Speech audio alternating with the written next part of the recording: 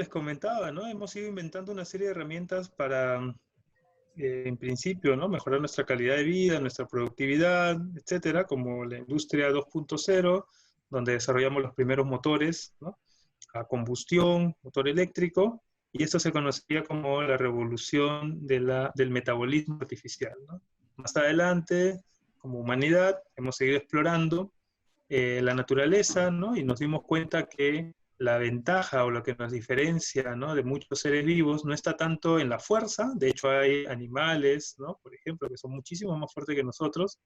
Tampoco está en los metabolismos o en el metabolismo, ¿no? De hecho hay, por ejemplo, los que se conocen como extremófilas, ¿no? Que son microorganismos que son capaces de adaptarse a situaciones extremas, ¿no? Como por ejemplo altas temperaturas o muy bajas temperaturas o mucho tiempo sin oxigenación o sin hidratación, ¿no? Y sin embargo sobrevivir, ¿no? Entonces nuestro metabolismo tampoco es que sea lo más alucinante si vemos la evolución en el reino animal o natural o vegetal, ¿no? Sin embargo, obviamente lo que sabemos que nos diferencia está en la parte, digamos, del desarrollo neuronal, ¿no? Y lo que conocemos después como la inteligencia artificial, ¿no? Cómo el hombre ha ido explorando los patrones de comportamiento en la naturaleza, en nosotros, ¿no? Y cómo a partir de ello empieza a desarrollar una serie de procesos automatizados, ¿no? Procesos entre comillas inteligentes. Digo entre comillas porque aún no hay un consenso de qué, no, qué define finalmente la inteligencia, qué la caracteriza y qué, digamos, cómo podemos replicarla, ¿no? Que vamos a probar aquí. Ok. Pero bueno, es lo que es el paradigma y que, bueno, gobierna en cierto modo muchos de los modelos en educación, por ejemplo, cuando hablamos de una educación estandarizada. ¿Te has puesto a preguntar, o te has preguntado en algún momento, perdón, de dónde vienen las carreras, ¿no? Las disciplinas? ¿Por qué estudiamos una profesión? ¿Por qué cuando salimos del colegio tuvimos que escoger entre una carrera, ¿no? Sabiendo lo complejos que somos como seres humanos, ¿no? Seguramente en el camino tuviste que elegir por aquello que te gusta, pero de pronto esa elección dejaba de lado, sacaba fuera algunas otras cosas que también te gustaban, ¿no? Ese modelo, ese paradigma se basa justamente en la producción estandarizada, ¿no? Masiva, estandarizada, que es propia de esta revolución 3.0, ¿no? Donde, por ejemplo, ¿no? Las carreras, los productos, todos se estandarizan. Nuestra educación incluida la arquitectura o la noción como carrera de arquitectura también, donde existen, por ejemplo, ¿no? Unos estándares que alguien define, un comité define y al cual todos los demás tenemos que adaptarnos, ¿no? Tratar de calzar en el molde. Y esto es muy importante para nuestros tiempos porque esos modelos, ese paradigma, ya no funciona, ¿no? ¿Qué pasaría si te dijeran, oye, la carrera que estás estudiando en los próximos 5 años, buena parte va a ser reemplazado por sistemas de inteligencia artificial? Entonces, ¿qué hago estudiando esto? Nos preguntaríamos. En fin, ahora vamos a hablar un poquito más del tema y hoy en día vivimos este nuevo paradigma, ¿no? El paradigma de la industria 4.0, que es una suma, digamos, de distintas tecnologías como la inteligencia artificial, la robótica, la fabricación digital, ¿no? Y que nos permiten dar el salto de la producción masiva estandarizada, propia de la 3.0, a la producción masiva pero personalizada. ¿Te imaginas tú que en lugar de escoger una profesión, tú puedas diseñar tu profesión como tú quieras, por ejemplo? Si tú quieres ser un astrobiólogo, chef, rock and rollero, pues lo puedes ser. Y más bien la universidad se adapta a ti, no tú a la universidad necesariamente. Ese paradigma que nos puede sonar medio raro o medio divertido o hasta atractivo, es el modelo que se viene trabajando hoy en día en las escuelas más avanzadas de educación en el mundo, ¿no? Y las más disruptivas y las más experimentales. En lugar de seguir una profesión, tú puedes diseñar o construir tu profesión, ¿no? Imagínate, en lugar de ser arquitecto de tu profesión, ¿no? Bueno, y si seguimos avanzando, desde ya se está gestando lo que sería la industria 5.0 o la vida artificial. No nos vamos a detener mucho en este punto, vamos a ahondar un poco más en la 4.0, que es el modelo que estamos viviendo, el nuevo paradigma que vivimos hoy en día, y cuáles serían esas oportunidades para nosotros, ¿no? Entonces, la primera pregunta que nos planteamos es ¿cómo estamos, ¿no? Respecto a madurez industrial? Estamos muy próximos al bicentenario, ¿no? A solo meses de cumplir 200 años de vida independiente. Sin duda, una historia rica en muchos aspectos, pero también en muchos aspectos positivos, pero también en muchos desafíos, ¿no? Y si bien estamos cerca a los 200 años de vida, creo que la pregunta importante es cuánto hemos madurado en ese tiempo, cuánto hemos crecido y nos hemos desarrollado como sociedad, ¿no? En ese sentido, hemos creado una herramienta que es el Índice de Madurez Industrial, el IMI, que permite medir cómo están los países, las ciudades, las oficinas incluso de arquitectura o los proyectos, digamos, o las universidades también, en cuanto a madurez industrial, ¿no? Entre la industria 1 y 4.0. Y de un estudio que hicimos hace 2 años, ¿no? En distintas ciudades de Latinoamérica, más o menos Latinoamérica está alrededor de 2.5. Eso es, en términos de brecha, unos 60 años, ¿no? En el caso específico de Perú, estamos incluso un poquito más atrás de los 60 años, ¿no? Que es 2.2. La gran pregunta es cómo hacemos para dar ese salto, ¿no? ¿Cómo hacemos para pasar de una educación y de una industria de hace 60 años a la industria más avanzada que podemos y a los modelos educativos y modelos de desarrollo productivo, social, más avanzados, ¿no? Entonces, ese es el gran desafío que nos hemos planteado desde la red FabLab Perú y de Latinoamérica, y que venimos trabajando en distintos ámbitos, ¿no? Les voy a mostrar así súper rapidito, por ejemplo, qué estamos haciendo en el ámbito de la educación, ¿no? Tenemos esta metodología que se llama simbiocreación, que es una metodología que permite integrar ideas, propuestas de forma masiva de cientos o de miles de personas, todas ellas convergiendo en un solo proyecto. Esta iniciativa la venimos ya desarrollando hace 3 años y es genial ver cómo la respuesta del mundo ante el coronavirus ha sido una respuesta muy similar a esta, ¿no? Cuando exploramos qué se están haciendo en las comunidades makers, por ejemplo, en Europa o en Latinoamérica, ante la crisis y la necesidad de actuar de manera inmediata, no podemos esperar que las estructuras de gobierno, por ejemplo, autoricen, etcétera, procesos que pueden ser muy engorrosos y burocráticos. Estas estructuras creativas, ¿no? Estas comunidades creativas de fabbers, de makers, ¿no? Logran dar una respuesta eficiente en un corto tiempo, ¿no? Entonces eso es súper interesante y lo más interesante de esto es que está basado en un modelo netamente colaborativo, ¿no? Lo que se fabricó, por ejemplo, como respiradores artificiales o máscaras en Italia o en Europa, ¿no? Ante la crisis que ellos la tienen mucho más aguda, ¿no? Toda esa información ha migrado a Latinoamérica, aquí se ha adaptado, se han incorporado otros, digamos, avances, ¿no?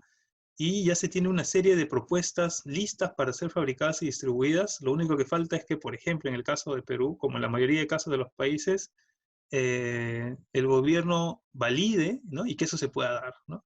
Pero ya está ahí, ¿no? Está ahí, están las redes, se sabe cuántas impresoras 3D, por ejemplo, hay en Perú que estarían dispuestas a dar una acción efectiva a lo que estamos viviendo, pero nuevamente el paradigma, ¿no? De una industria 3.0 de pronto que busca más bien otro tipo de modelo, de estándar, etcétera, y frena un poco esta velocidad de acción. Pero bueno, todo eso lo podemos ver hoy en día y es súper interesante porque nos hace reflexionar sobre la educación del futuro, ¿no? Uno de los pilares de esta industria 4.0 y en general de la red FabLab es el do it yourself, ¿no? El hazlo tú mismo. En otras palabras, y en una manera muy simple de ejemplificarlo, seguramente ustedes les enseñaron que cuando tenían una duda, levantaban la mano y preguntaban, ¿no?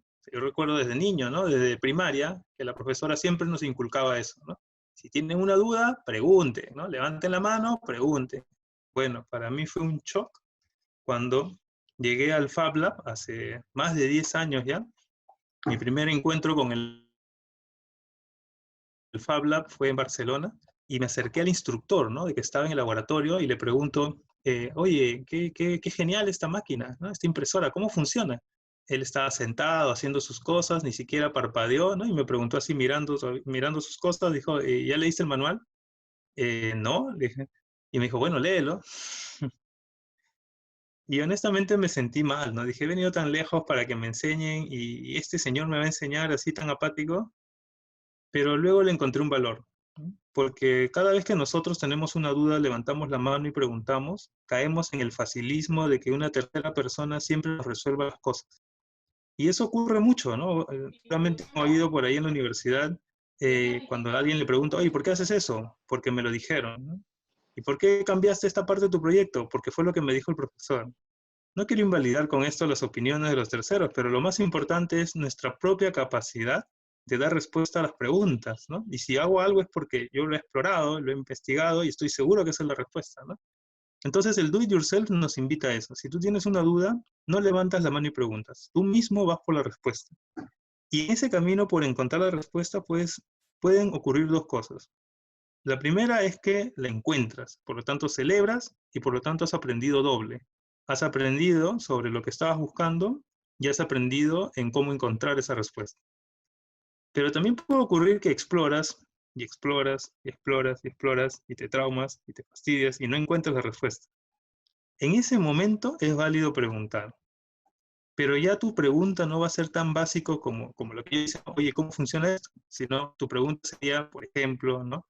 He activado estos botones, he conectado estos cables, ¿qué más podría hacer para que esta luz deje de parpadear y se prende, ¿no? Entonces es una pregunta enriquecida, tanto para ti como para la persona a quien se la realice, ¿no? Ese es el valor del do it yourself y que si lo vemos en otra escala, tiene que ver también con cómo nos convertimos en prosumidores y no solamente consumidores, ¿no? Entonces, bueno, en corto, toda la experiencia que pude tener en ese laboratorio en el primer año fue convertir una serie de proyectos en realidad. Por ejemplo, este es un mueble que con el movimiento de las personas genera energía. También hice algo más pequeño, como un mouse, ¿no? Basado en escanear un molusco, que luego se adaptó a la mano del usuario, ¿no? Y aquí aprendí que uno de los valores de la industria 4.0 es la personalización, ¿no? Yo puedo hacer desde un mouse adaptado a la mano del usuario hasta una casa adaptada a, por ejemplo, en este caso, la forma que tiene FabLab House, seguramente la conocen o la habrán visto por ahí. Hicimos este proyecto para la competencia mundial de casas solares y la forma que tiene es una respuesta a tener la superficie óptima para absorber la mayor cantidad de rayos solares durante el año, ¿no? Son estos paneles negros que están en la parte superior, ¿no? Y la manera en que se fabrica es a través de un software que es el que de alguna manera va regulando esa forma y eso se conecta a lo que se conoce como diseño paramétrico, que te permite tener una serie de piezas que después tú puedes mandar a las máquinas. Es decir, acá ya no necesitas imprimir planos, ¿no? Y acotar. Para quienes hayan hecho esa labor, ¿no? De dibujar un plano, ponerle las cotas y todas las referencias necesarias para que se fabrique, esa labor toma como el 30% del desarrollo de un proyecto, ¿no? Aquí ya no se necesita, ¿no? Pasas directamente del proyecto a la parte física, de lo digital a lo físico, en la escala que tú quieras. Y ese es otro concepto súper importante. En la gran mayoría de universidades donde se enseña arquitectura, nos enseñan en base a una realidad potencial, ¿no? A un impacto potencial, porque las maquetas o los PPTs o las láminas, por muy bonitas que sean, por muy alucinantes que se vean, no es la realidad en sí, ¿no? Es la representación de la realidad. Pero lo que es genial dentro de este tipo de laboratorios es que tú fabricas el producto en escala real y puedes interactuar con la realidad uno en uno, ¿no? Entonces es otro modelo, otro paradigma de enseñanza. Y además, otro aspecto muy importante, muy importante, ¿no? Miren ustedes cuánto tiempo ha pasado desde que se crearon las primeras computadoras y celulares personales, ¿no? Desde el año 45 al año 55, cuando aparecen las primeras computadoras digitales, ¿no? Y los primeros sistemas de comunicación o teléfonos digitales, y que ahora ya es común, ¿no? ¿Quién no tiene un celular? ¿Quién no tiene una computadora personal, ¿no? Pero hace unos años era una locura, era algo demasiado costoso y solamente algunas empresas podían tener. Lo mismo empieza a ocurrir con las fábricas. Hoy en día tener una fábrica personal es casi tan común como tener un celular. Tú lo puedes tener. Es más, cuestan más baratos que un celular, ¿no? Tu fábrica personal digital que te permite descargar objetos y compartirlos en la red. Es otro aspecto súper importante, ¿no? Que así como ahora compartimos videos o materiales, digamos, de documentos digitales, ¿no? También lo podemos hacer con los objetos físicos a través de la red, ¿no? Entonces, este es el gran cambio de paradigma que estamos viviendo, que es pasar de ser consumidores, ¿no? Donde para que llegue un producto a nosotros, mira a tu alrededor, ¿no? ¿Cuántos de los productos que tienes puestos o que estás usando, tú los has hecho? Probablemente muy pocos y tal vez ninguno, ¿no? Eso es porque vivimos en este paradigma, ¿no? De extraer un producto, industrializarlo, comercializarlo hasta que llega a nosotros, versus este, ¿no? Que, por ejemplo, hoy en día, que si ya no tenemos la posibilidad de salir a los centros comerciales y si de pronto la distribución de productos se limita y ya no podemos tener tantos deliveries, ¿cómo haríamos para proveernos los productos que nos interesan?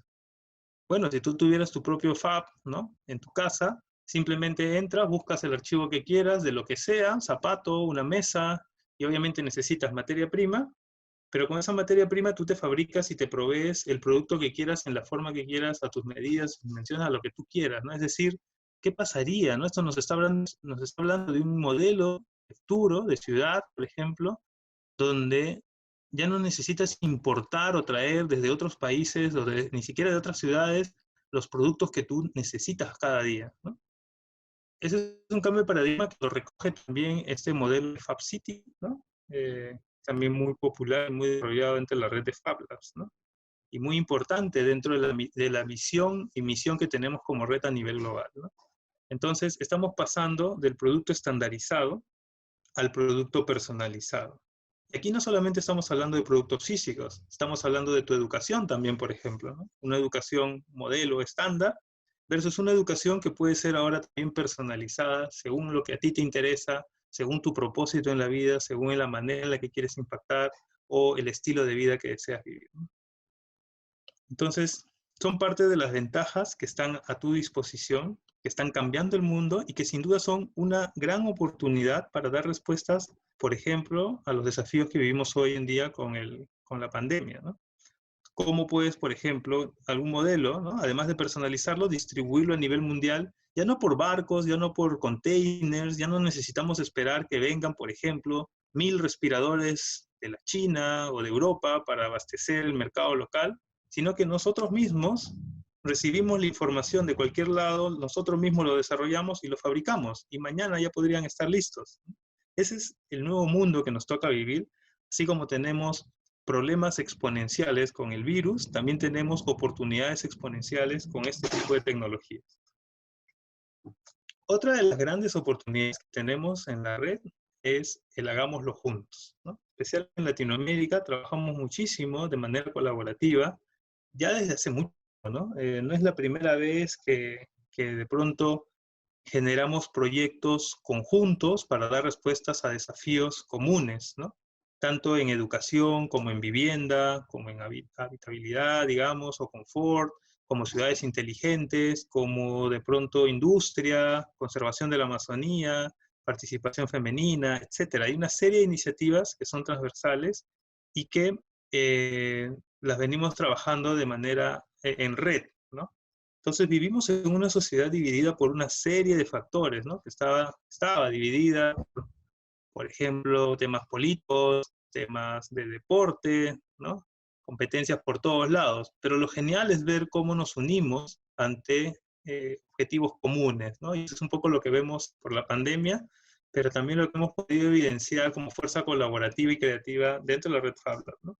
Entonces, hacemos una serie de proyectos, en este caso son algunos talleres que promovemos, estos son de simbiocreación, en la Amazonía, por ejemplo, donde jóvenes integran distintas ideas que tienen de cómo mejorar su contexto y entre todos llegan a un solo consenso, ¿no? Y luego utilizan herramientas de fabricación digital para prototiparlos, ¿no? Por ejemplo, acá tenemos a 200 jóvenes de comunidades nativas creando entre todos un solo producto y luego aprendiendo de las herramientas de fabricación digital como un medio, ¿no? Que les permita llevar sus ideas a la realidad, ¿no? Y además, bueno, utilizamos una serie de mecanismos, ¿no? De estrategias, como en este caso, gracias a TechSoup, los móviles, que permiten llevar estas tecnologías a acercarlas o democratizarlas aún más. Pero así como un Fab móvil, también estamos viendo, ¿no? El Fab flotante o Fab ambulantes, etcétera, ¿no? Es como generamos estrategias que acerquen esas oportunidades a las personas, ¿no? Todos tenemos grandes ideas, pero como les decía hace un momento, a veces no nos creemos capaces de hacerla realidad, o no tenemos los medios, o no hemos crecido con esa idea o noción de que, oye, yo puedo hacer esta idea realidad, tengo los medios, no necesito graduarme de, no sé, ¿no? De esperar a terminar la universidad o un PhD, nada de eso, puedo empezar a hacerlo ya. y esas oportunidades las tengo a mi alcance, ¿no? Entonces, lo mismo en el futuro del trabajo, como les mencionaba. ¿Qué pasaría? Imagínense ustedes, los reportes hablan de que en los próximos 10 años, entre el 40 y 70% de los oficios van a desaparecer. Y seguramente muchas de las enseñanzas, clases, ¿no?, que hemos recibido en la universidad, de hecho, ¿no?, hay estudios que nos demuestran que probablemente lo que aprendiste el año pasado, por ejemplo, ¿no?, en capacitaciones, nuevas herramientas, etcétera, ya no te sirvan para el próximo año, ¿no? Porque el mundo está avanzando a una velocidad tan grande que esa generación de conocimiento nos invita a replantear nuestros modelos educativos, ¿no? Un modelo educativo que ya no se basa en cuánto conocimiento tienes, sino en qué impacto quieres crear, ¿no? Y ese es el enfoque que le damos dentro del FAB, ¿no? Y al que me gustaría invitarlos, ¿no? A que te preguntes, por ejemplo, ¿no?, ¿cuál es tu propósito?, ¿no? ¿Cómo te gustaría a ti impactar en el mundo? Esa pregunta es mucho más importante que qué carrera quiero seguir o de qué me quiero graduar. Porque cuando te preguntas de qué me quiero graduar, te estás preguntando, bueno, ¿qué conocimiento me va a dar la universidad?, ¿no? ¿Y qué título voy a recibir? Es decir, te estás poniendo en el plano del consumidor, del que recibe algo. Pero cuando tú te planteas la pregunta, ¿cuál es mi propósito? ¿Qué impacto quiero generar en el mundo? Ya no te pones en el plano del que recibe, sino del que da, ¿no? Y cuando te planteas esa pregunta, ya no necesariamente la respuesta está en una profesión, ¿no? Por ejemplo, ¿no?, cuando hicimos un taller en la Amazonía, una de las jóvenes que participó, de 14 años más o menos, le preguntamos, ¿qué carrera quieres seguir? Y ella nos dijo así media dubitativa, ¿no? No sé, agronomía, turismo. ¿Y qué impacto quieres crear en el mundo? Y lo dijo súper claro, dijo, ahí le cambió el rostro y nos dijo, yo quiero trabajar para que todos los días existan mariposas al amanecer.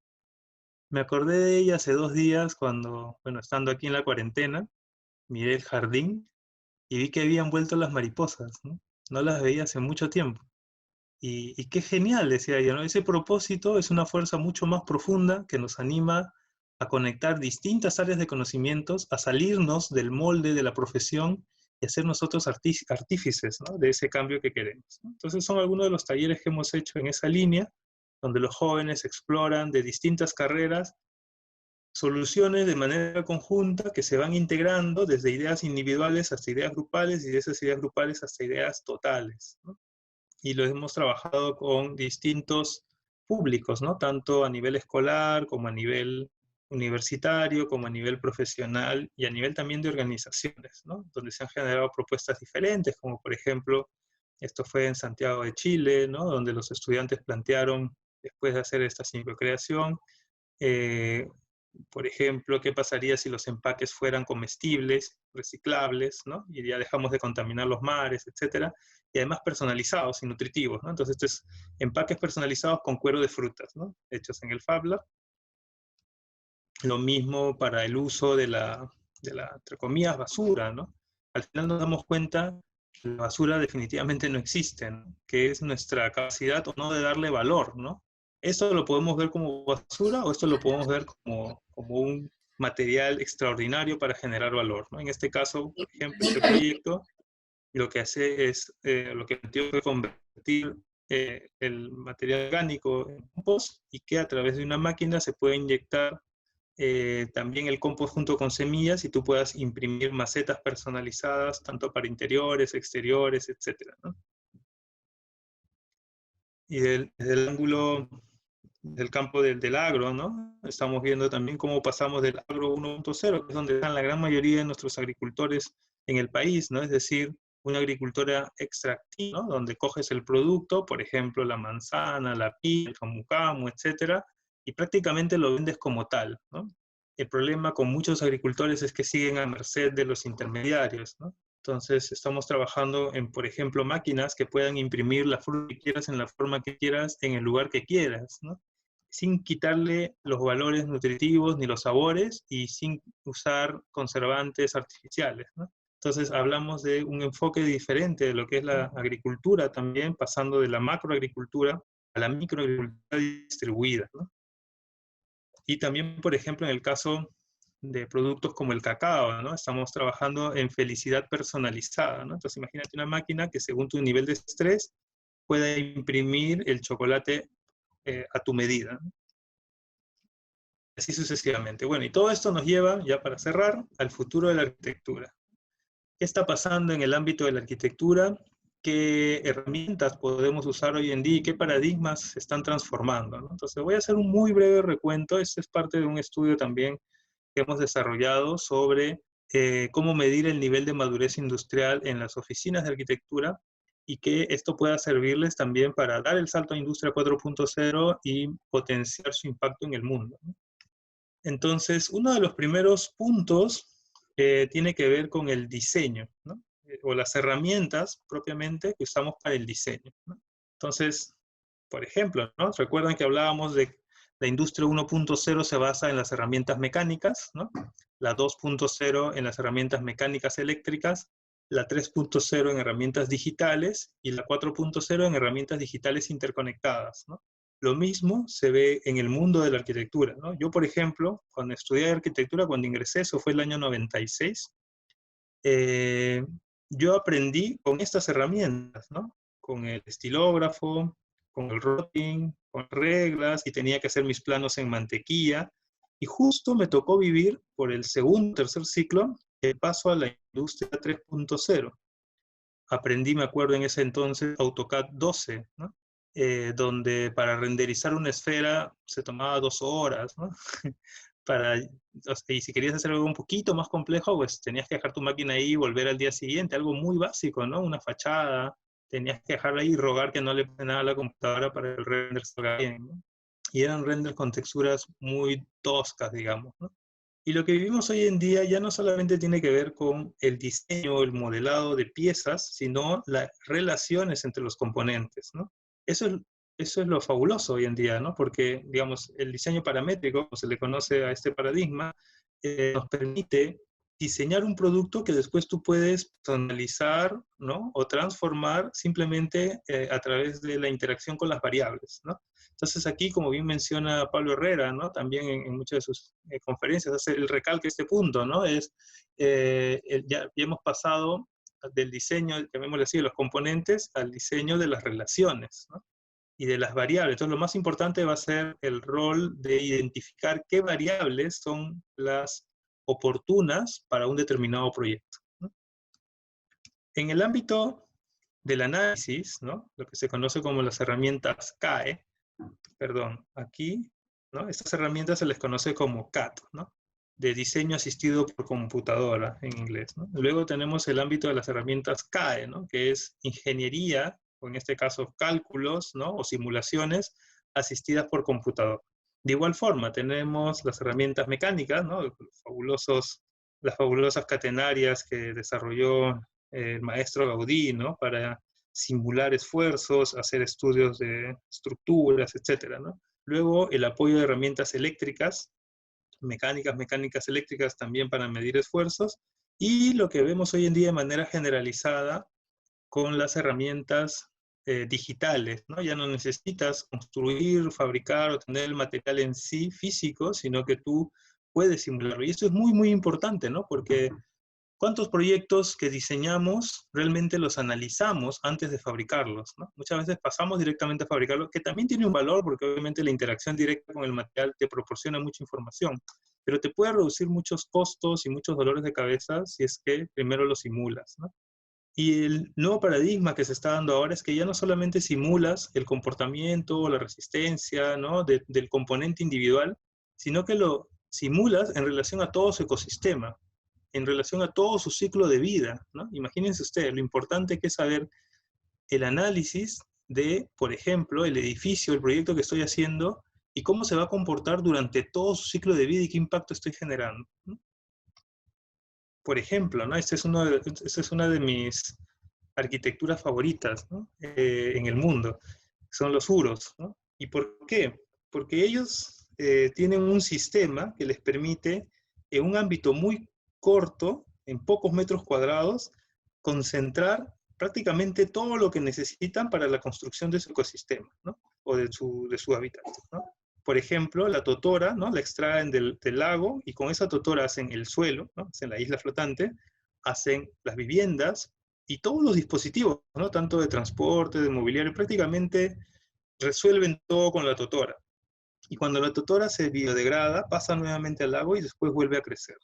Entonces tenemos aquí un ciclo de regeneración constante, cuyo impacto en el ecosistema es mínimo, ¿no?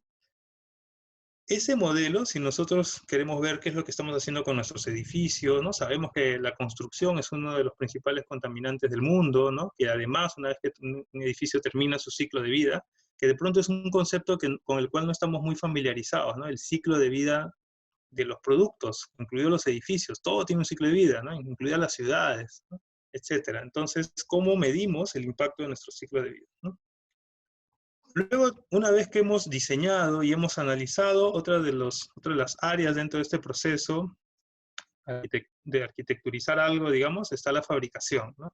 De igual forma, ¿no? Tenemos herramientas mecánicas eléctricas que nos han ido ayudando en el tiempo, también las herramientas digitales, y lo que vemos hoy en día, y esto es súper interesante, porque es muy similar a lo que viene ocurriendo con la pandemia ahora, ¿no? Ya no solamente hablamos de la fabricación digital, sino también de la fabricación digital distribuida. Es decir, yo puedo crear algo, pero lo puedo co-crear con una serie de diseñadores y una serie de fábricas en distintas partes del mundo. Y después puedo ensamblarlo tanto en un punto como en distintos puntos a la vez, ¿no? Esta experiencia la hemos vivido en distintos eventos, por ejemplo, donde cada asistente al evento fabrica algo, pero previamente entre todos se diseñó, luego fabrica un modelo y lo ensamblan. O lo que propone la WikiHouse, ¿no? Como modelo, donde tú entras a una plataforma y puedes descargar, modificar y volver a compartir el modelo. Entonces es un modelo completamente distribuido, colaborativo, etcétera, ¿no? Y como les mencionaba, en este caso, por ejemplo, en un evento que tuvimos en Santiago de Chile también hace unos años, distintos participantes de la red fabricaron sus módulos, trajeron de distintos países, lo ensamblaron y teníamos ya el pabellón LAT, ¿no? Y bueno, otro de los aspectos muy importantes dentro de la edificación tiene que ver con el control, lo que se conoce como la domótica, digamos. La domótica estaría en un paradigma 3.0, ¿no? En el sentido de que si bien son herramientas digitales, en ese caso no estamos hablando tanto de la interconectividad de la casa con todo el sistema planetario, digamos, sino básicamente el control de ese nodo, ¿no? Hoy en día lo que vemos con las nuevas tecnologías eh, tiene que ver con esa interconexión total, ¿no? Con el Internet de las cosas o el Internet del todo, como lo menciona Cisco, ¿no? Tú puedes salir de tu casa y regresar y saber que de pronto tu refrigeradora ya hizo la orden al mercado, las plantas ya se regaron solas, la casa te pone la música que tú quieres, etcétera, etcétera, etcétera. O si tú sales a la ciudad, sabes qué estacionamientos están libres, qué áreas verdes de pronto están produciendo más oxígeno, etcétera, etcétera, etcétera, ¿no? En temas de energía pasa algo similar, ¿no? Hoy en día vivimos los modelos de producción de energía de manera también en red y distribuida a través de una serie de medios, digamos, de recolección de energía limpia, ¿no? Y que toda esa guía o ese smart grid en energía, ¿no? Una grilla inteligente energética, digamos, permite distribuir los excesos hacia las zonas donde más se requieren, ¿no?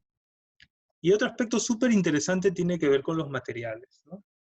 Creo que, bueno, la gran mayoría de proyectos que desarrollamos en la universidad tienen un respaldo en distintos productos que encontramos en el mercado y eso está genial, por supuesto, ¿no? O sea, pensar en que, ok, vas a diseñar esto ya, y qué tipo de, por ejemplo, no sé, ¿no? De ladrillo, de qué dimensión, o qué material, qué lámina de metal vas a usar, etcétera. Todo eso tiene como respaldo una industria, pero una industria cuyo paradigma es la producción masiva estandarizada.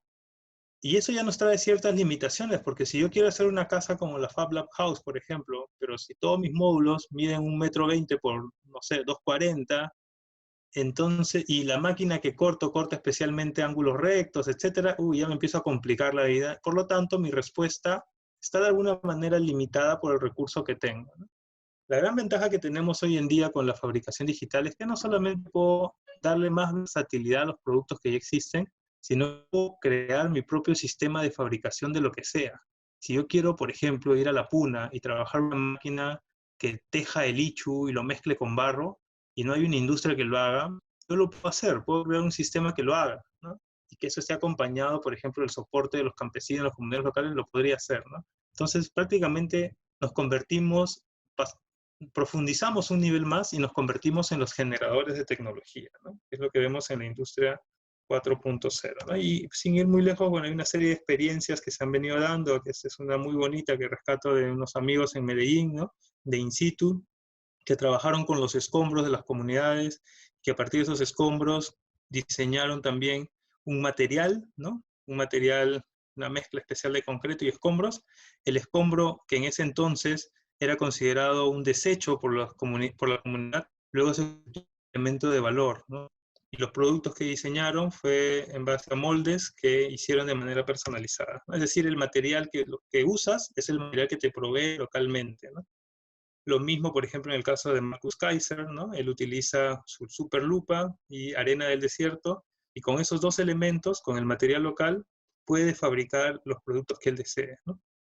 Entonces, otra de las grandes ventajas que tenemos con estas tecnologías, puedes aprovechar el material local a partir de la tecnología que tú quieras insertar. Y lo mismo que está haciendo la Agencia Espacial Europea, ¿no? Este es un modelo de Norman Foster, ¿no? Del estudio de la oficina de Norman Foster, de cómo se podría habitar el espacio, en este caso la Luna, y una de las bases es justamente no mandar todos los materiales y componentes de la Tierra, sino utilizar el material local y a partir de estas herramientas fabricar lo que uno quiera. Y bueno, son tantas cosas que sin duda son muy importantes de ir analizando, y también nos llama a reflexionar sobre los modelos de organización, ¿no? Nosotros, por ejemplo, cuando yo me formé con la idea de que, bueno, cuando termine la universidad voy a hacer mi oficina, y mi oficina va a resolver los problemas del mundo, etcétera, ¿no?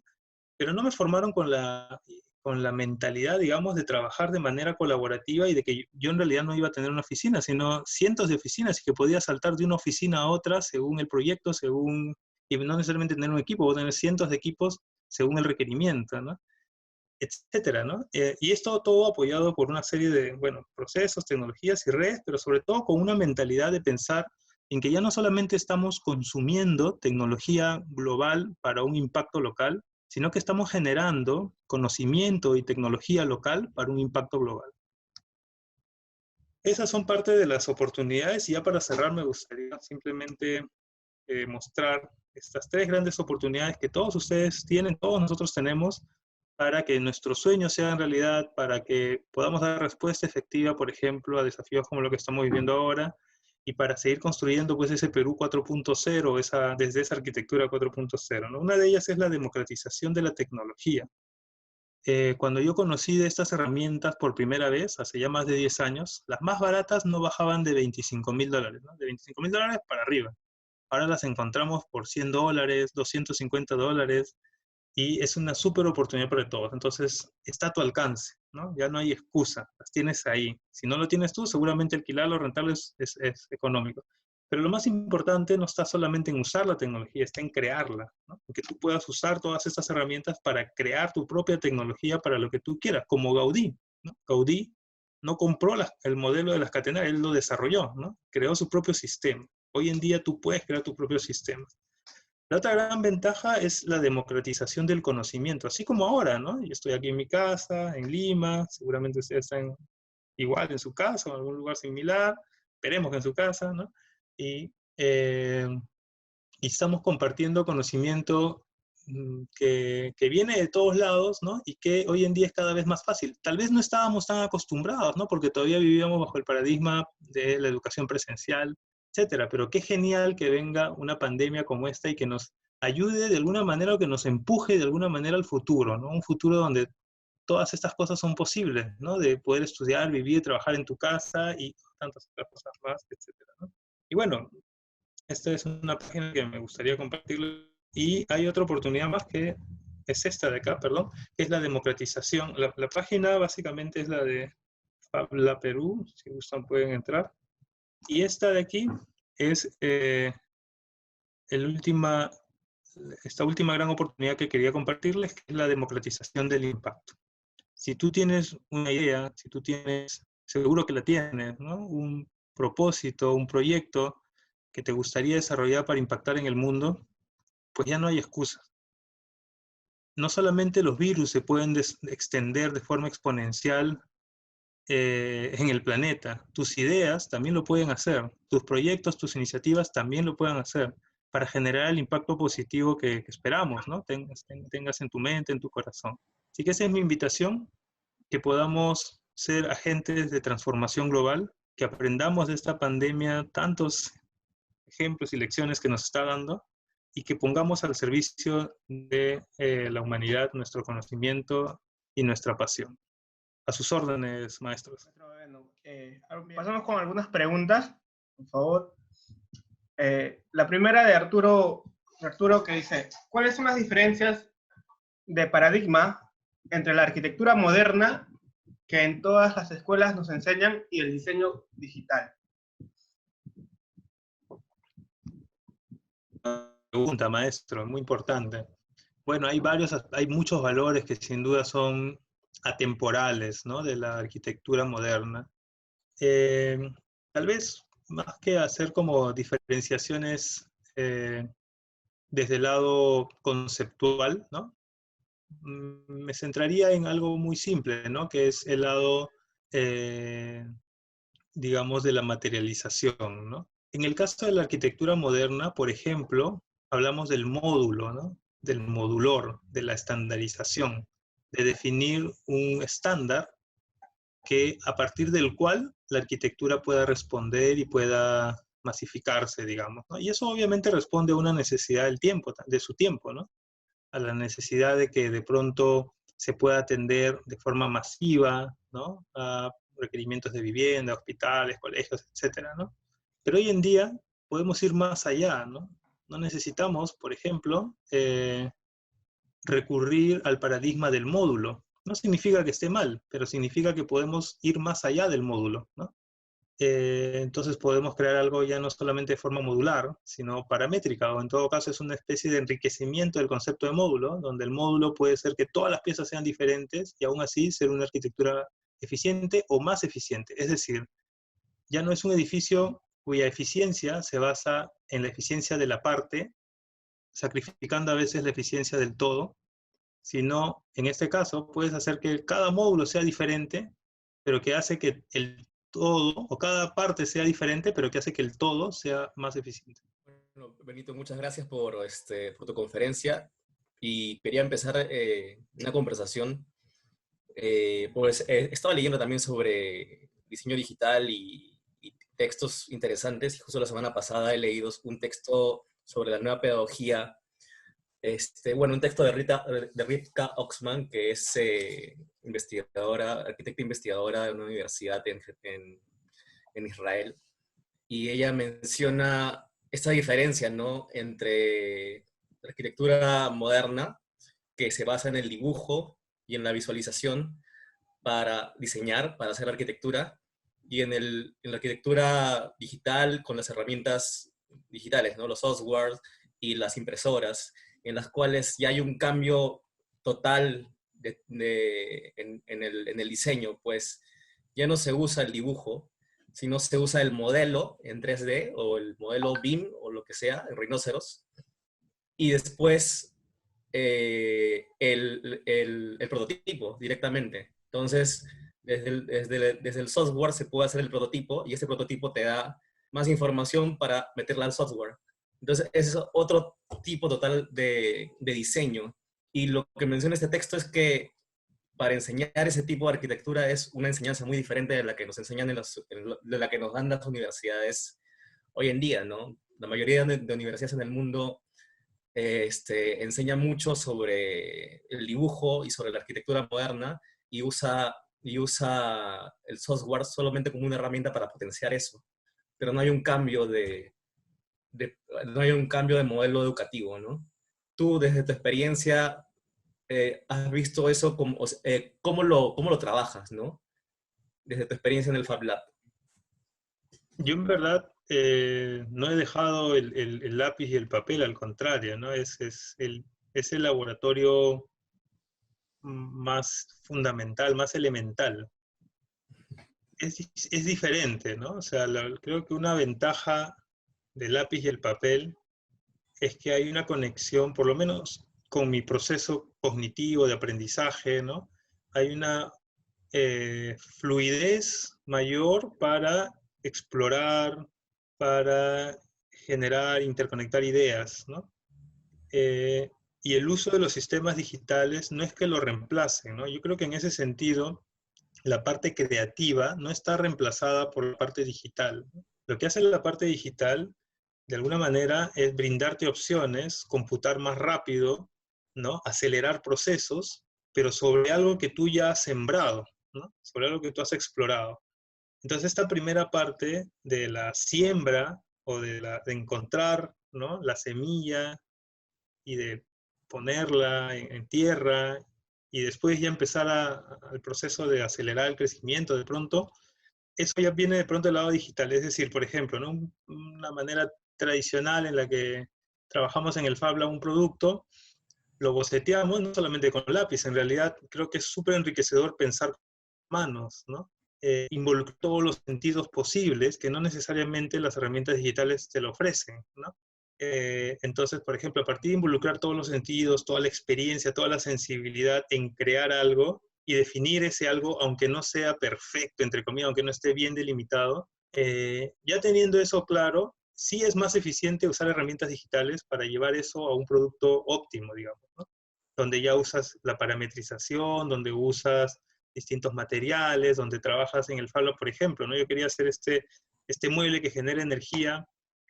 Llegar a esa idea no fue por una herramienta digital, ¿no? Fue por otros procesos. Pero una vez que llegué a la idea, cuando ya quise pasar de esa idea, de ese primer prototipo a un prototipo funcional, elaborado, me estaba tomando como 6 meses, ¿no? Sin embargo, en el Fab Lab lo hice 6 días, ¿no? Entonces, acelera determinados tipos de procesos, pero no quiere decir que los cambie. También otra cosa que ocurre, y que creo que hay que tener mucho cuidado con eso, es que nos puede generar, que sería el otro ámbito, el otro ángulo, ¿no? Nos puede generar una máquina de dependencia. Recuerdo muchas veces cuando los primeros 2 años que estuve en el Fab Lab ahí en Barcelona, primer año, perdón, en primer año muchos de los estudiantes de maestría a veces llegaban, y también lo he visto en varias partes, en otras escuelas de arquitectura también, ¿no? Llegaban al lab y decían, oye, la máquina, la cortadora láser no está funcionando, y era un pánico, ¿no? Era como que, no, ahora ya fue mi entrega, ya el fin del mundo, ¿no? Todo lo contrario, ¿no? Tú, digamos, puedes buscarte otras maneras más creativas de resolver lo que quieres y no depender siempre de la máquina, ¿no? Entonces creo que ese es otro ámbito que hay que tener en cuenta también, ¿no? Claro, es súper interesante lo que dices, porque sí, o sea, no vas a reemplazar el proceso a mano. Incluso este libro de Juhani Palasma, creo, La mano que piensa, te habla sobre el proceso cognitivo que hay entre tu mano y tu cabeza, ¿no? Cuando escribes algo. Sin embargo, ya veo que también hay un cambio de cualitativo más que cuantitativo con las herramientas digitales, en el cual eh, tú puedes, por ejemplo, probar. He estado leyendo textos donde mencionan ejemplos en los que puedes probar un edificio 3 billones de veces por la computadora, cosa que no lo puedes hacer a mano, ni siquiera en AutoCAD. Y la computadora selecciona unos 40 casos que ya las personas lo analizan, ¿no? Eso ya es un cambio más que cuantitativo, es cualitativo. O sea, el análisis de billones de posibilidades para encontrar una óptima solución o eh, claro, una óptima solución, pero también una solución más creativa muchas veces. Claro, no reemplaza tu creatividad porque tú necesitas creatividad para saber cómo usarlo bien, ¿no? Como cualquier herramienta no se puede, o sea, si es que no, o sea, es una herramienta, no la puedes, o sea, la puedes usar de una forma negativa que te produzca diseños muy malos también, ¿no? Entonces, a eso iba, ¿no? O sea, con el cambio de paradigma o el cambio de teoría para la enseñanza de la arquitectura.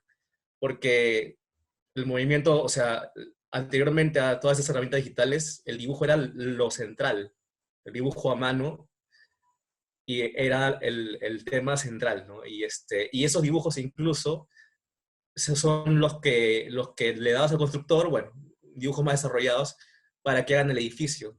Sin embargo, ahora, desde la máquina a la fabricación digital, ya no hay esa conexión de interpretación que hace el constructor, sino la conexión es más literal, ¿no? Del modelo con datos, ya lo puedes imprimir, imprimes tu edificio, ¿no? ¿Cómo ves eso? O sea, tiene sus pros y sus contras, pero en tu experiencia, ¿cómo lo ves? Muy importante lo que mencionas, y creo que va más del lado del paradigma educativo, ¿no? O sea, en el paradigma de la educación estándar, el enfoque está en el input, es decir, en el conocimiento o la habilidad que voy a aprender, ¿no? En lo que llamamos industria 4.0, educación 4.0, el enfoque ya no está tanto en el input. Es muy importante, por supuesto, pero el principal enfoque está en el output, en el impacto que quiero crear.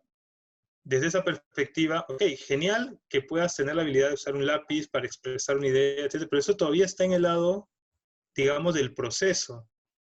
La pregunta es, ¿para qué uso eso, no? Entonces, la respuesta está también en el para qué, ¿no? En el propósito del impacto que quiero generar.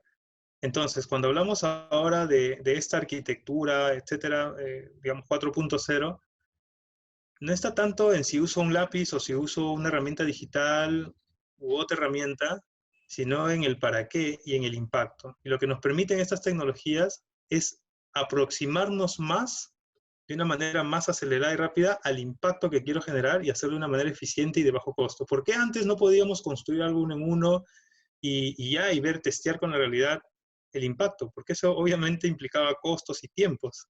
Pero esta tecnología te permite saltar eso y tener un paradigma de formación diferente, que ya no está tanto en la representación, sino en la interacción directa con la realidad. Ujú. Gracias. Vamos a ir con otra pregunta. Acá había visto un par de preguntas más de los alumnos. Acá Juan Joel Rodríguez hace una pregunta. He visto que los labs en Europa imprimen una mascarilla con código abierto. Ese paradigma ya se está dando. Por ejemplo, ¿no? En la arquitectura 4.0 y arquitectura paramétrica, ¿hay especialidades donde estudiarlo en Perú? Pregunta. O en el extranjero. Pide recomendaciones. Sí, maestro. Bueno, nuevamente mi respuesta es, ¿ya leíste el manual? Hay muchísima información, muchísimas toneladas. Es más, seguramente les ha pasado y ni cuenta se han dado. A mí me ha pasado un montón de veces. Pagué por un curso súper caro de Grasshopper. Bueno, en realidad no lo pagué, me colé, pero estaba bien caro. Y cuando vi lo que estaba enseñando era literal el tutorial oficial que está en Grasshopper, ¿no? Bueno, hay muchos, pero hay uno en Rhino, que es como el más usado, es como la Biblia. Y ese era seguir paso por paso. Entonces decía, pagar tanto para que alguien me lo lea, o sea, mejor lo leo yo, ¿no? O sea, obviamente estoy un poquito dramatizando, es decir, no quiero descalificar el valor de los instructores, pero sí creo que hay un gran valor, primero, en que nosotros mismos busquemos, exploremos por nuestros medios cómo podemos aprender. Si ya tenemos una duda, tienes varias opciones. Una opción es usar las comunidades, que son muy activas para resolverte las dudas, ¿no? Y segundo, si no encuentras esa comunidad, pues tú la puedes crear. Y qué genial. La pregunta creo que no es dónde puedo aprender tal cosa, ¿no? Sino es quiénes estarían interesados en aprender esto y hagámoslo juntos. Quería mencionar sobre las mascarillas. Muchísimo que se ha avanzado al respecto. Ya se ha testeado, ya se ha, como les mencionaba, ¿no? Ya se tiene una lista de los Fabers, Fab Labs, Makers, que no solamente la han hecho, sino que ponen a disposición, hayan hecho o no la mascarilla, su infraestructura, su laboratorio, su conocimiento para replicarlo. Todos los que estén interesados, por favor, encantadísimo de ponerlos en contacto con estas redes. No solamente estamos hablando de mascarillas, sino una serie de otros productos. Sin duda la mascarilla, los respiradores son los más solicitados, pero hay otros productos que también se están desarrollando y compartiendo en la red, ¿no? Eso te refieres con diseño abierto, ¿no? Open Design. Totalmente abierto, todo abierto, libre. Por ejemplo, ¿no? Hace 2 días veíamos el caso de Argentina con el Fab Lab de Córdoba. Ellos nos contaban que hicieron una lista para que se inscribieran los que deseaban, para ver la demanda, ¿no? Y en la tarde, o sea, se lo hicieron en la mañana y en la tarde ya tenían como 30.000 solicitudes de mascarillas. Entonces ya se dieron cuenta de que la impresión 3D ya no les iba a dar para el tiempo que se tiene, ¿no? Entonces están desarrollando, digamos, la parte de inyección, ¿no? El molde para la inyección. Pero una vez más, la restricción no está ahí, ¿no? El problema no está en que podamos hacerlo, lo hacemos de manera libre, totalmente open, los respiradores también, totalmente open. El problema está en la validación, ¿no? En que el gobierno se apure y diga, ya, perfecto, empiecen a producir y que den las licencias para usar los laboratorios que ahorita, por ejemplo, están ahí también en cuarentena. Sí. Bueno, acá hay una pregunta de Giovanna Cotrina. que dice qué posición debe tener la arquitectura en los procesos de restauración de bosques, en el caso de la arquitectura 4.0, ¿no? ¿Existe alguna Muy especialidad enfocada en este aspecto, con estas nuevas tecnologías, tal vez? Muy importante, maestra, lo que menciona, ¿no? La especialidad es la que tú vas a crear, ¿no? Sin duda. O sea, y desde tu pasión vas a ir encontrando los elementos para que esta pregunta se haga tangible, porque no es una pregunta que se responda así con palabras, ¿no? Hay que responderla con hechos, ¿no? ¿Cómo hacemos para que las ciudades que estamos construyendo y la arquitectura que estamos construyendo sea amigable con la vida y no solamente minimizar el impacto? Yo creo que ese no es el término, ¿no? Yo creo que lo que hay que buscar no es que la arquitectura produzca el mínimo impacto negativo, sino cómo la arquitectura o las ciudades que construimos favorecen el desarrollo de la vida en el planeta en general, ¿no? Y eso es posible. Podemos seguir el ejemplo de los incas, ¿no? Los incas fueron conquistando terrenos agrestes, eriazos, ¿no? Donde antes no había agricultura, ellos hicieron posible que la vida florezca, ¿no? En zonas adversas. Siguiendo ese ejemplo, creo que tenemos mucho para dar. Y también lo que les comentaba de los uros. Esto que les comento de los uros no es algo así básico, en realidad es muy potente, ¿no? Si nosotros lográramos hacer arquitectura que se autorregenere o se bioregenere o como queramos llamarla, serían pues realmente una contribución muy importante para la humanidad, ¿no? Por ejemplo, George Church, que es uno de los científicos más importantes del mundo, él está trabajando para revivir al mamut, al neandertal, entre otras cosas. Él estaba muy interesado en conocer sobre la isla de los Uros, porque una de sus propuestas es desarrollar islas artificiales y ciudades artificiales hechas en base a bacterias que puedan convertir el CO2 en un material que después se pueda biodegradar sin afectar al ambiente, por ejemplo. Entonces creo que el concepto de regeneración, ¿no? O de arquitectura que se regenere, o ciudades que se regeneren, va muy de la mano con el entendimiento de cómo funcionan los distintos ecosistemas, entre los bosques, no solo los bosques, ¿no? Los mares, etcétera, y que podamos generar una simbiosis entre ambos, ¿no? Como ese es un gran desafío. El desarrollo de una ciudad, por ejemplo, implica también el desarrollo de sus recursos naturales, ¿no? Que lo hacen posible. Hasta ahora, los paradigmas que hemos construido son todo lo opuesto. Crecen las ciudades y decrecen los ecosistemas que le dan soporte. ¿Cómo revertimos eso? Es una gran pregunta, pero creo que una de las áreas de exploración que te animaría es a justamente este concepto de regeneración, ¿no? Genial. Hay otra pregunta, pero creo que la puede hacer mejor el estudiante. Dice, hace unos meses el MIT lanzó una carrera de inteligencia artificial y muy próximamente esto llegará a otras universidades. ¿Cuál crees que debe ser el rol del arquitecto frente a este caso? ¿Deberían las facultades de arquitectura comenzar a tener una malla curricular más enfocada en programación digital e inteligencia artificial en lugar de tener clases de dibujo, historia, etcétera? Muchas gracias. Muy, muy importante también lo que menciona maestro Ismael. Una vez más, ¿no? Lo más importante está no tanto en la herramienta. Por supuesto que hay una serie de herramientas que seguramente no te están enseñando y que ya de por sí eso significa una desventaja, ¿no? Frente al mundo. Pero creo que lo más importante, una vez más, está en cuál es el impacto que tú quieres crear. Si nos despojamos del molde del arquitecto, porque por lo que he podido notar, ¿no? En mí mismo y en muchos estudiantes de arquitectura, es que dicen, oye, pero eso no es arquitectura. Y a veces las mismas cátedras, ¿no? Se encargan de marcar y remarcar lo que es y no es arquitectura, por lo tanto, lo que podemos o no podemos hacer. Una vez más, cada vez que identifiquen eso, piensen, eso es industria 3.0, eso es de 60 años atrás o más atrás, ¿no? Donde tratan de meterme a un molde, ¿no? Tú no necesitas un molde. Si a ti te apasiona la inteligencia artificial y quieres explorarla, o cualquier otro ámbito del conocimiento, no tienes que pedirle permiso a nadie, ¿no? Solo a ti, a lo que te apasiona. Y puedes decirte a alguien, oye, pero eso no es arquitectura. Pues qué bueno, porque con eso tú estás contribuyendo a que nuestro concepto de arquitectura se amplíe. Seguramente han oído este concepto de la zona cómoda, ¿no? La zona de confort. La zona de confort Y hay unos videos muy bonitos, explórenlos por ahí en YouTube, ¿no? La zona de confort. Vivir en la zona de confort es una zona segura, es vivir en la zona de lo que conocemos. Y muchas veces tememos salir de esa zona porque afuera pueden haber ciertos riesgos o peligros. Pero el verdadero riesgo es quedarse en la zona de confort, porque no aprendes, ya está todo resuelto, es lo que conocemos. Salir de la zona de confort sí puede ser riesgoso, puede ser hasta doloroso, pero es lo que te permite crecer, es lo que permite expandirte. Y en la medida en que tú incrementas, ¿no? o te alejas más de tu zona de confort, tu mundo crece. Así que qué genial que tengas esa inquietud, esperemos que más personas la tengan y no necesite el MIT venir acá para plantear algo sobre inteligencia artificial, sino que de pronto tú lo puedas plantear y que más bien al MIT le interese tenerte allá para que eso se desarrolle. Conozco muchos arquitectos que trabajan en la NASA, en distintos ámbitos donde de pronto uno diría, oye, pero ¿qué hace un arquitecto acá? Pues ahí está y es lo que le apasiona y está contribuyendo con el mundo. En relación a eso, creo que sería interesante un poco mencionar el tema de tu tesis, ¿no? Que se llama El rostro de Dios y que justo estuvimos hablando hace unos meses sobre eso.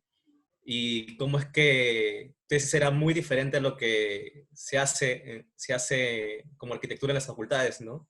Y eso fue en el año 2004. No sé si puedes contar algo al respecto. ¿De qué trata tu tesis? El rostro de Dios, ¿no? Bueno, maestro, muchas gracias. Bueno, a ver, si gustan, ya, bueno, les muestro muy brevemente, porque creo que Uy, pero creo que no está conectado tu pantalla. David, ¿puedes darle permiso? ¿Acceso? acá tengo sí, sí tengo para compartir, Sí, Ah, ya. solo si me lo permiten, voy a abrir el archivo. Siempre lo cargo a la mano, no sé por qué, creo que fue el No. cariño. Mientras lo abres, yo voy contando un poco que por su tesis de grado de la uni, que lo postuló en el 2004, y es un proyecto muy dinámico, ¿no? En el cual este proyecto se inserta en las redes, en los flujos económicos y sociales de los vendedores ambulantes, ¿no? Y claro, esta tesis ganó el concurso de Arquinca como primer proyecto, mejor proyecto estudiantil del 2004, pero después, en tu jurado, la pregunta era si eso era arquitectura o no era arquitectura, ¿no? Justo lo que mencionas, ¿no? Y Sí, ahora vamos a ver por qué. a ver, maestros. El jurado de la uni, ¿no? De la facultad. Sí, muy brevemente, en realidad no se preocupen, solo voy a tomar 30 segundos para mostrarles esta imagen, pero básicamente mi tesis de arquitectura fue un sonido. a Fue ver. un ti, ti, ti, ti, ti, ti, ti, ti, ti, ti, ti, ti, ti, ti, y ya. Y explicar que ahí está contenido el edificio, la ciudad, cada uno de nosotros, la interacción, todo eso. ¿Cómo? Bueno, esta fue mi tesis, espero que la puedan ver. Hay de fondo un sonido, pero está un poco débil, no importa, ¿no? Entonces, básicamente, ese sonido refleja todas las interacciones que nos rodean. ¿Y por qué? Eh, bueno, para poder hacer esa conexión entre arquitectura, ciudad y el sonido, ¿no? Primero me planteé esa pregunta, ¿no? ¿Cómo hacemos una arquitectura que sea capaz de adaptarse a los distintos cambios, no solo cuando lo diseñas, sino cuando ya está construido, que pueda responder a las interacciones de su medio, ¿no?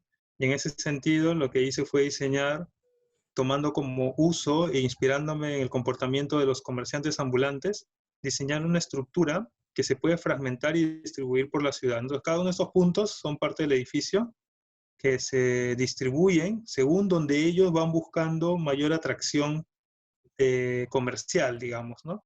Entonces, y esta es la tesis de mi proyecto, básicamente la ven en la parte baja, que dice que cuando la arquitectura no interactúa con el medio, y aquí podríamos ver un poco estos modelos de arquitectura, digamos, perfecta, ¿no? Idónea, donde todo está calculado y pensado, pero que no se ha considerado la evolución del contexto, ¿no? Pero eso es una utopía, ¿no? Siempre estamos evolucionando en constante transformación, entonces, ¿cómo diseñamos algo que pueda adaptarse a esa transformación, ¿no?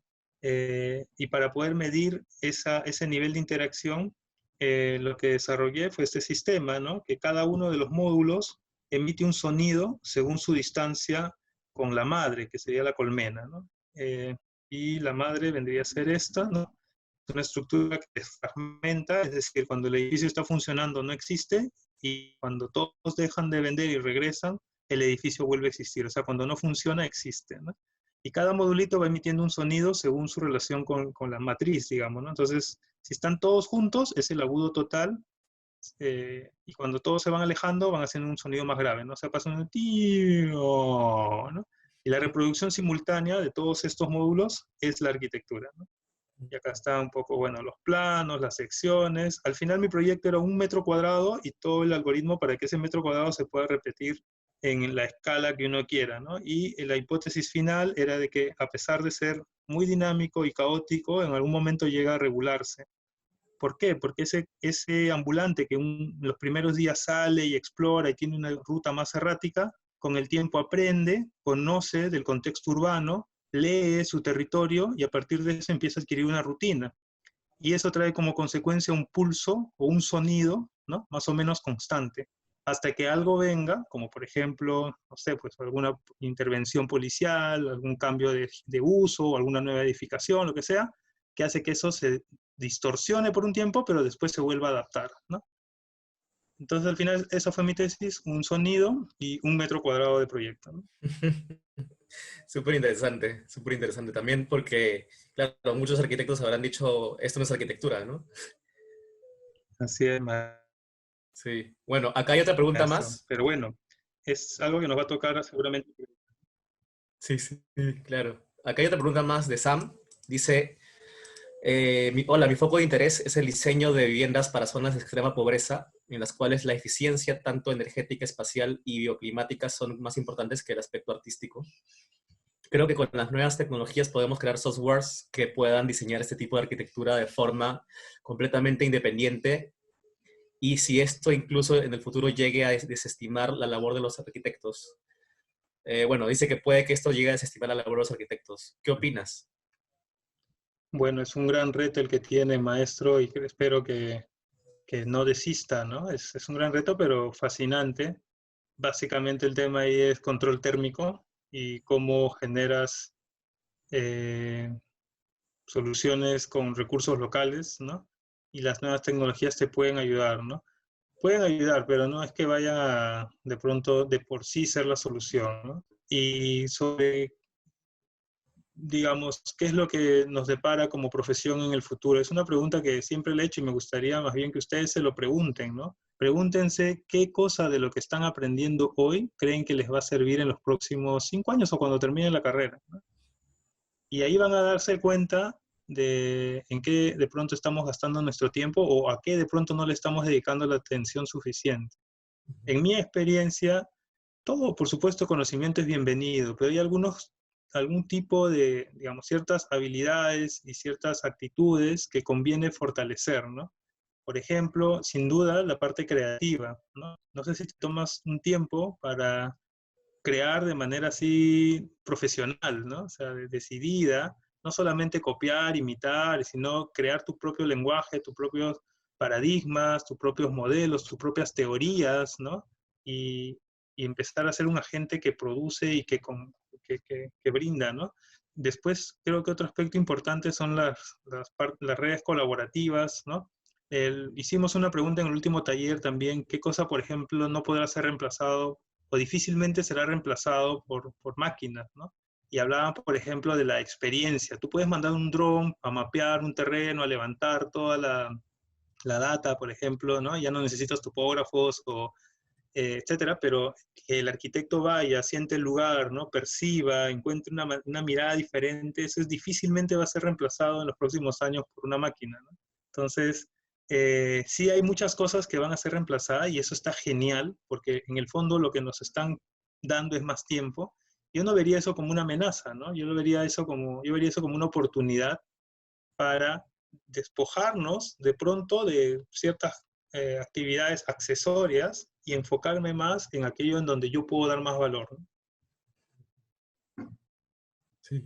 Bueno, esa pregunta también me hace recordar que por ahí he leído que en los años 60, 50, no me acuerdo cuándo, un investigador estaba tratando de desarrollar algún tipo de, o sea, con las nuevas computadoras en esa época, bueno, en esa época eran súper nuevas, está tratando de desarrollar programas que reemplacen al arquitecto.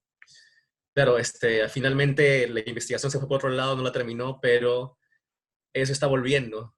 Eh, y es interesante porque, claro, o sea, esto que te va a reemplazar supuestamente, en realidad lo que yo pienso es que no te reemplaza totalmente, sino que te hace transformar tu profesión, ¿no? No sé qué sabes al respecto, Beno. Un caso muy emblemático dentro de la red de Fab Labs en ese sentido es Walter González, ¿no? Él fue mi profesor en la universidad y además él es de profesional arquitecto y diseñador industrial. Y él está muy vinculado al tema artesanal, ¿no? Entonces, él nos decía hace 10 años atrás de que la fabricación digital y todo eso iba a matar la artesanía, ¿no? Ese era literal su enfoque. Hoy en día, si bien no es que esté 100%, ¿no? Casado con la fabricación digital, se ha convertido en uno de los principales embajadores, ¿no? Él ha encontrado una forma muy potente, ¿no? De integrar tecnologías con, por ejemplo, artesanía, ¿no? Y la clave, maestros, está en empoderar. El problema o la amenaza no está en la tecnología, no le tengan miedo. El miedo se le tiene seguramente a lo desconocido, pero una vez que lo conoces, ahí tú puedes decidir, ¿me sirve? No me sirve. Y ese es el principal temor. Yo creo, mejor dicho, perdón, la principal amenaza no es la tecnología, es la ignorancia. No conocer, no saber, no estar empoderado. En la medida en que nosotros conocemos, vamos a seguramente, en base a nuestros valores, nuestros principios, darle el mejor uso posible. Y qué mejor que gente como ustedes, ¿no? Comprometida con el país, porque si están estudiando una carrera, una profesión y tienen ese privilegio, son parte de un porcentaje muy reducido del país que puede acceder a esos niveles, ¿no? Qué mejor que ustedes conozcan y que puedan traducir este conocimiento en una acción creativa. Entonces, el problema no está en la herramienta, sino, por supuesto, en la mano que lo usa, ¿no? Genial, Beno. Y bueno, esta conferencia ha sido bien interesante para mí y espero que también, o estoy seguro que también para los estudiantes que te están escuchando y para todo el equipo también de Lima. Es un gusto hablar contigo, Beno. De verdad, siempre nos abres la mente y esperamos poder conversar nuevamente algún otro momento, pues. Con ¿Sí? todo gusto. Gracias a ustedes, Gracias maestro. por tu presencia online y gracias a todos ustedes, chicos, por asistir acá a Lima en vivo.